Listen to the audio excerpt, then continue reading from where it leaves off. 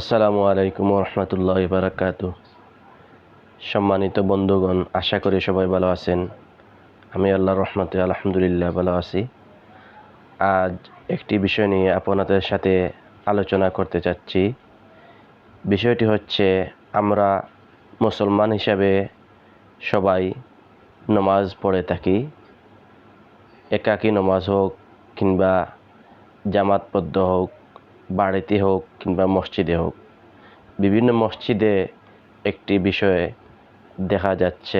দেখা যায় যে নমাজি ব্যক্তিগণ যখন নমাজ আদায় করেন তখন তার সামনে দিয়ে আমরা যাতায়াত করে থাকি।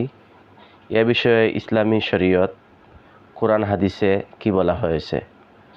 নবী করিম সাল্লাল্লাহু আলাইহি সাল্লাম ইরশাদ করেছেন, যখন কোনো নমাজি ব্যক্তি নমাজ পড়ে থাকেন, নমাজরত অবস্থায় যেন অন্য কেউ তার সামনে দিয়ে যাতায়াত না করে।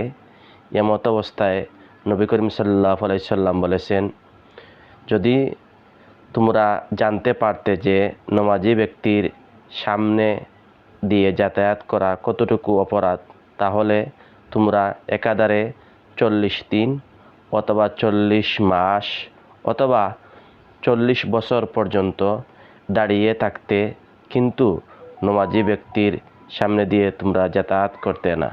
তাই আমরা সমাজকে এবং ইসলামকে সুন্দর করতে আমরা চেষ্টা করব, যাতে মসজিদে হোক কিংবা বাড়িতে হোক নমাজি ব্যক্তির নমাজরত অবস্থায় যাতে আমরা তার সামনে দিয়ে যাতায়াত না করি, সে বিষয়ে আমরা যদি সচেতন হতে পারি, তাই আমরা একটু না হলেও উপকৃত হতে পারব।